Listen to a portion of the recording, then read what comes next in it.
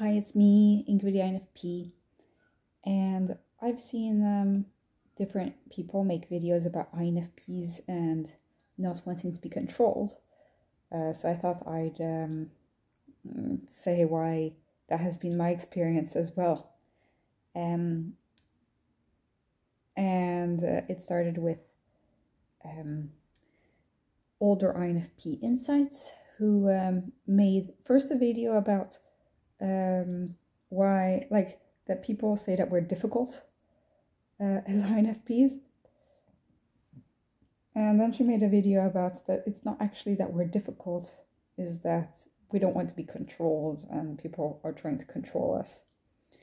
And I agree with that. That has been my feeling throughout my life, but I don't really understand why INFPs, you know? Why do we feel so annoyed by this? Why are we like this, and why is this a problem? And why is this a good thing about us, but why do other people treat it like it's a problem? And Dueling Personalities made a video about how to not piss off an INFP, and it was comprised of like 2 rules, and rule number 1 was do not try to control the INFP. So I relate to that. I hate people trying to control me.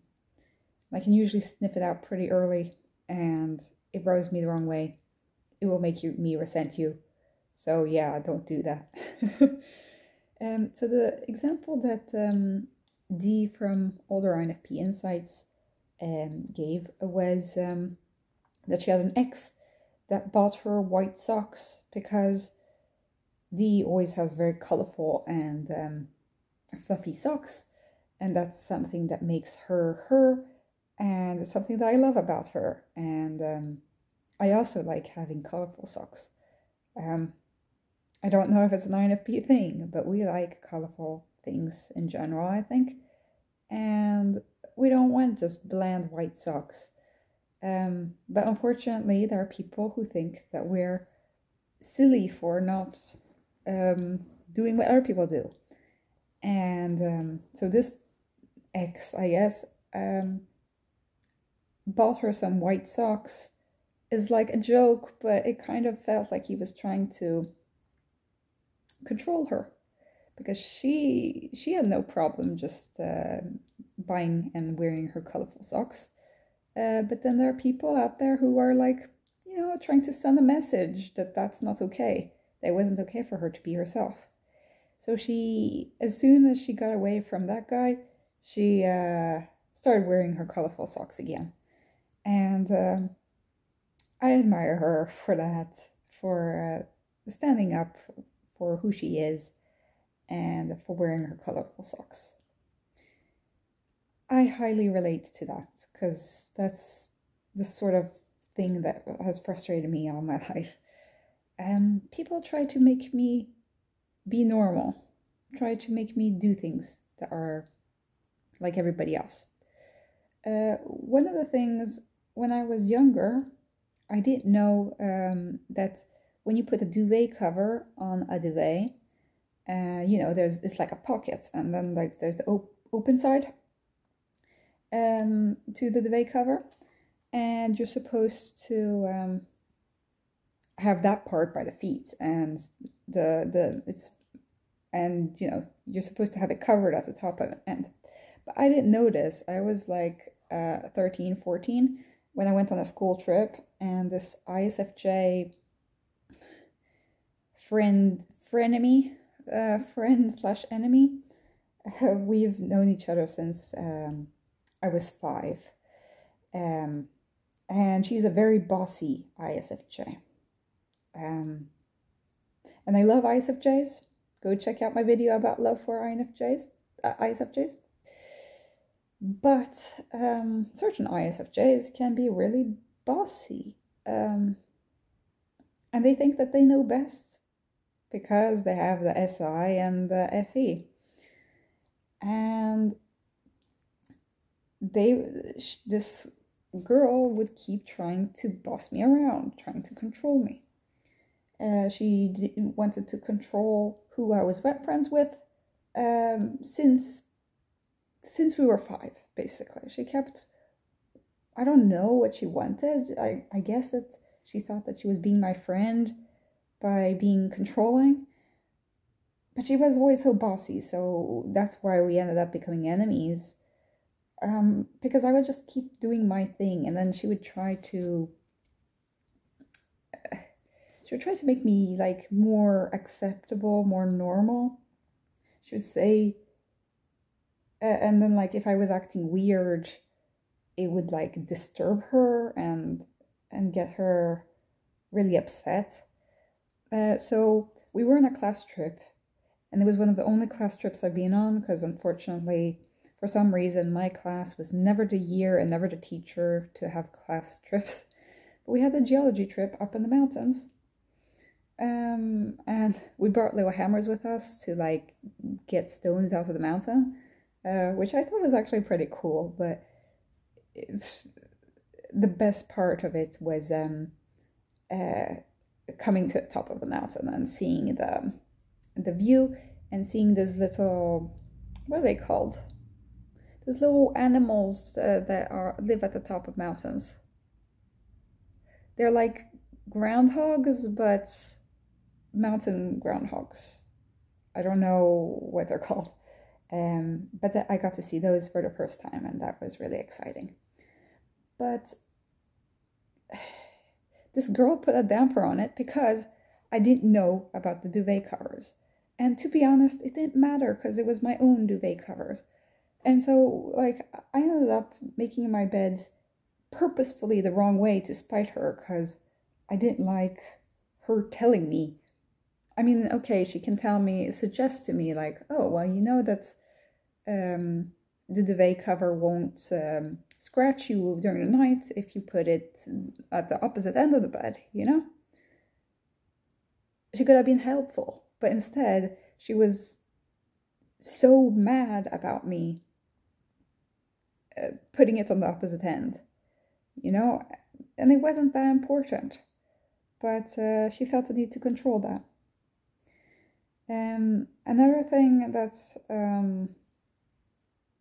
has been controlled, which I didn't like in my life, was when people, when I did art when I was younger. I went to this art thing that was really open, and I could do all sorts of things that I wanted. But I was really small, and I didn't know what the word stubborn was. I had no idea that in French the word for stubborn is têtu, which means headed, big-headed, or like headstrong, you could say. It's and I had no idea. I thought it meant stupid, because people kept telling me that I was stubborn like a mule, or in French it's like a donkey, but it's the same thought, you know. And I was like, well, I didn't know what donkeys or mules were known for. I didn't know what stubborn meant. So I just thought that people thought I was stupid, or I didn't know. I'm sorry for all the donkeys and mules out there that they're not stupid. But I didn't know what that meant. So I'd heard that I was stubborn before I even knew what the word stubborn meant. And that's a good thing and a bad thing. I mean, it's not good to be too stubborn, but stubbornness has taken me through medical school. It has taken me through a lot of stuff, and it has allowed me to be myself despite everything else that's happening in the world. So I do like my stubbornness to a certain extent. It does give me problems at times, but I think I'm pretty open and accommodating to other people's feedback. But sometimes it's like, you can't control me. You can't expect me to do what you want. I have had issues Because when I grew up, I kept listening to, I was very obedient. I was a good little girl who always did as she was told and who was almost too goody two-shoes. I was very serious about schoolwork and about doing things right. But it bred some kind of like inner frustration and anger about the unfairness of people who were in authority positions, people who try to control other people, people who oppress other people, bullies, teachers who were too strict. I would hate them. I had all this anger inside, and I was always following the rules. But inside, I think it affected me a lot more than people who were outwardly not following the rules as much.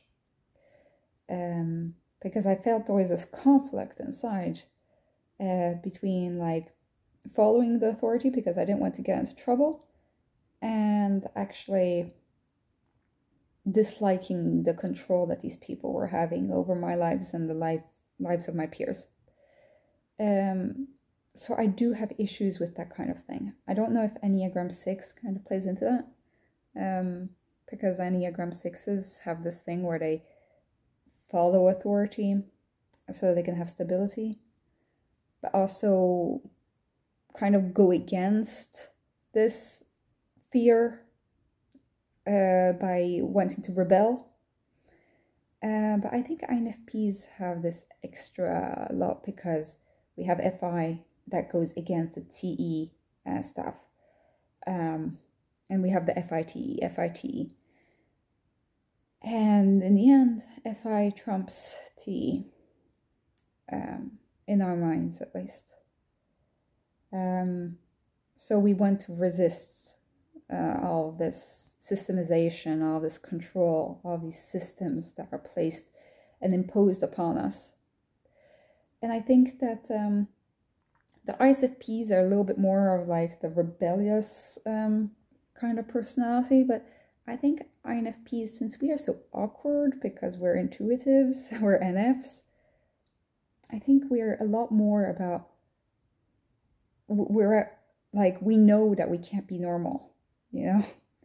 So we can act like we are, but we know deep down that we will never be normal. And people trying to control us and make us fit into the mold, maybe they'll outwardly think that they have gotten us reined in, but they have no idea how much resentment the INFP is actually feeling towards them. Well, they will know sooner or later, but they'll act surprised, like, why does this INFP hate me all of a sudden? When actually, like, the INFP has been resentful towards you for quite a while, I think. Yeah, sometimes INFP anger comes out, and it's not us being irrational, you know. Sometimes we have a very valid reason, and sometimes that valid reason is that you've tried to control us, which is a big no-no. Like, don't do that. Often you'll get more out of us by being nice to us than by trying to control us. Even if you're trying to manipulate us subtly, we will see that. And we might go along with it to start with. Because, you know, a lot of relationships is give and take, and we are nice people.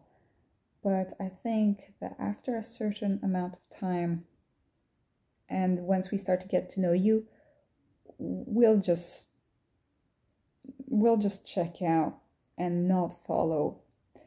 That's kind of part of my video about not ignoring advice. It's kind of that. We don't want to be controlled, so that's why we will ignore your advice. I do regret a lot of things I said in that video because it was a while ago, and I'm never really set in stone on things, but I do agree that I dislike being controlled, so I will not take people's advice that is trying to control me. I will take advice if I feel myself that it might help me. But other people telling me that this is the way to live, I decide how I live. So I don't want to be controlled. And I think that it's a pretty common thing for INFPs because I've been seeing other channels talking about this. This can have a bad consequence for us as INFPs to not want to be controlled, because sometimes you have to let yourself be controlled in this world, unfortunately, in this society.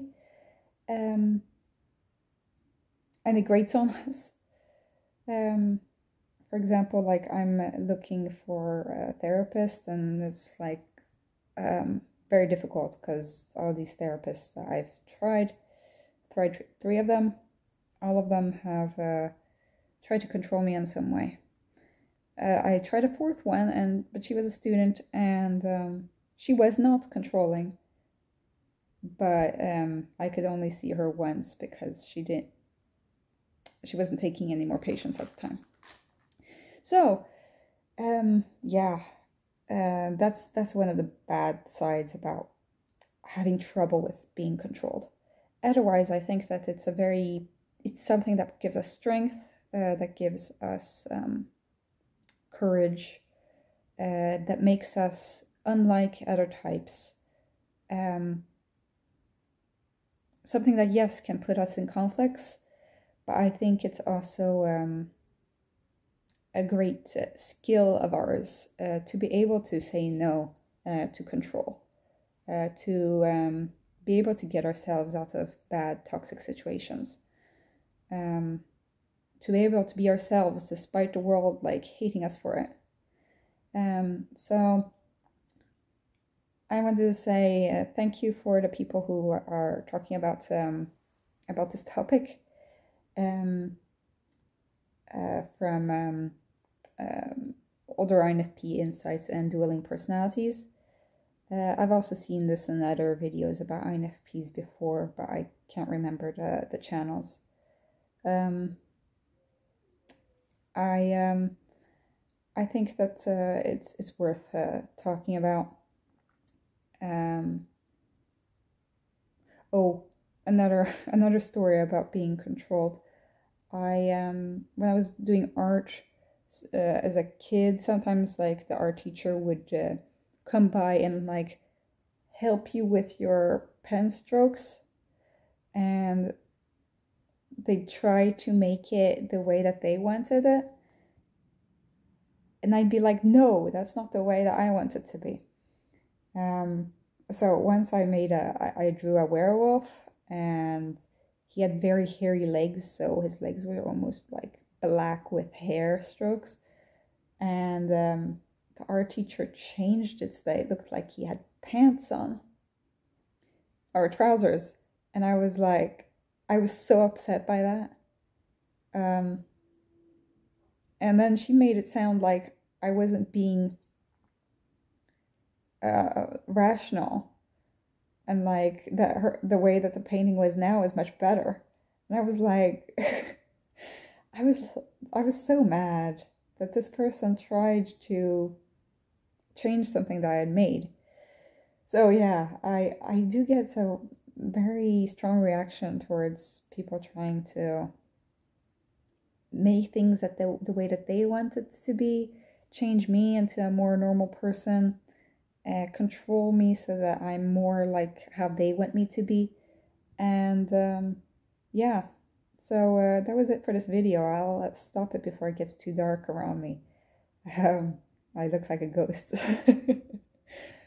But yeah, I think please tell me if you have any thoughts about this topic, and have a great day. Bye bye.